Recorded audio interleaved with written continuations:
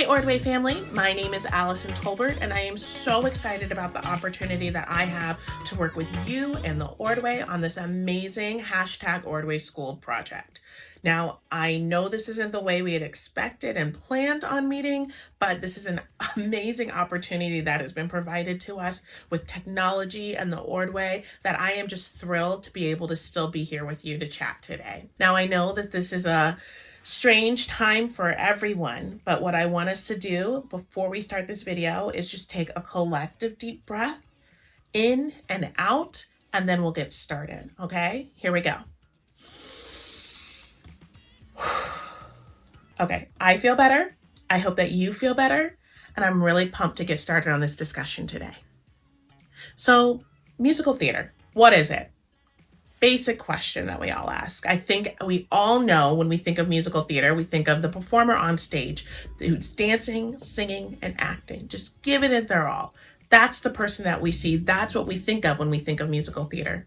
But what we sometimes forget about is the other elements and the other jobs and people behind the scenes, maybe, who are making that person great.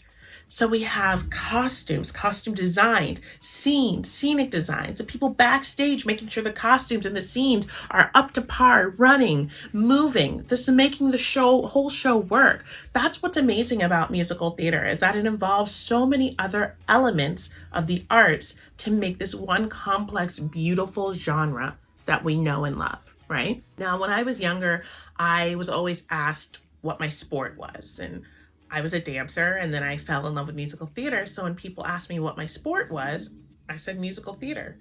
Now, the biggest response I would always get was, musicals, I don't understand them. People just bust into song, and people don't do that in real life. In my life, a lot of people just bust out into song, but that's because I hang out with a lot of people who love musical theater. But in everyday life, maybe, no, people don't just bust out into song.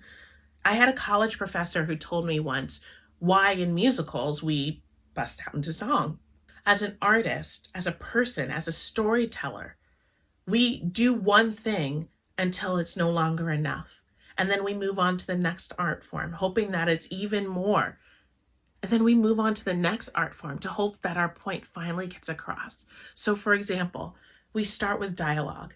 In musicals, you start with dialogue, you start with the talking, you start with the storytelling, but then you want to enhance your story even more, so you move to song. Once you move into song, you're hoping that the melody and the different lyrics and the music will really just work its way into people's hearts and souls, and then that will get your point across. But sometimes even that isn't enough. So then you move on to movement, and that is the three elements of musical theater. Dancing, singing, and acting, in order to really get our point across, in order to really truly tell the story the best way that it can be told. Now, for me, musical theater was something I fell in love with at a very young age. Like I said, I grew up dancing. At the age of 6, I started, and when I was young, I was also a pretty big night owl, which meant I stayed up late a lot if I was allowed to, mostly on the weekends, and I would find these old movie musicals on TV.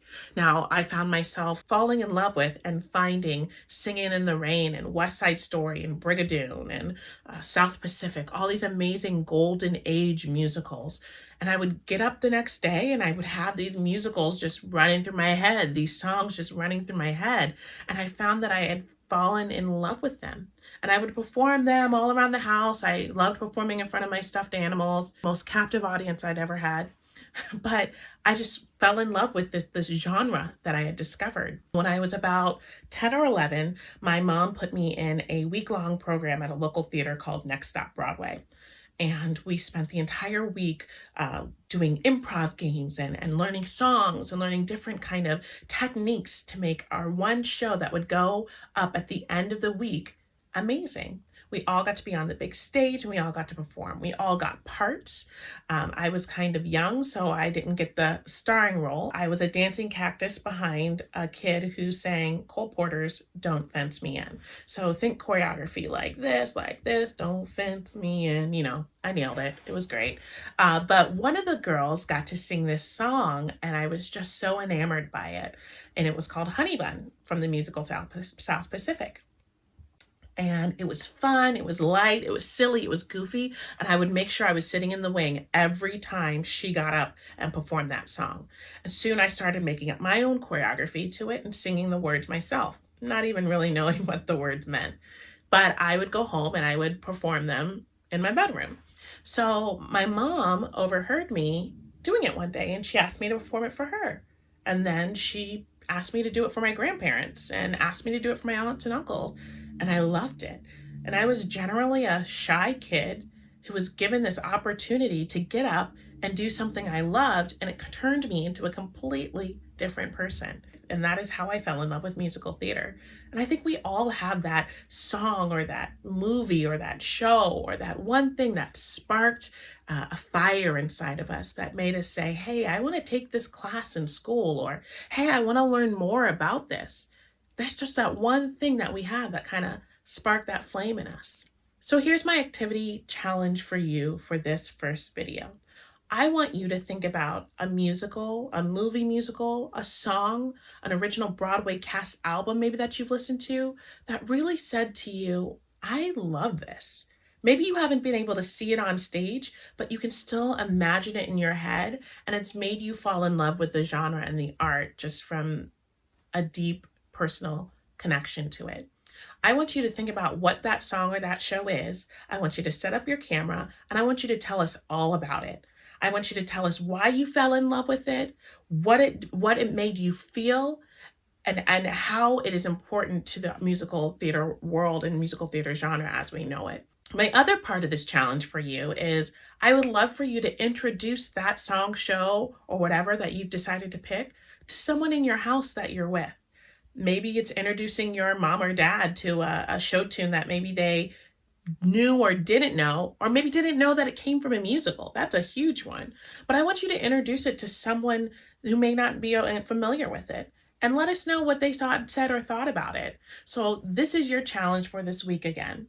I want you to get in front of the camera, tell us what your favorite musical song or musical theater show is, and just let us know how it sparked a love for you.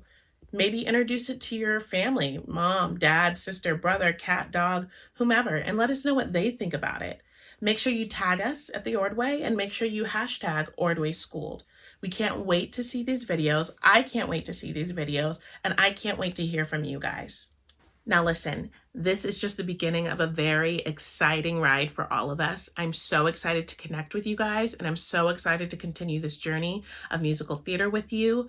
Keep smiling, keep dancing, keep moving, keep listening to those amazing musicals. We have so many that are out there that we can just get to and learn while we're in this time. I'm excited to work with you guys, and I will see you next time.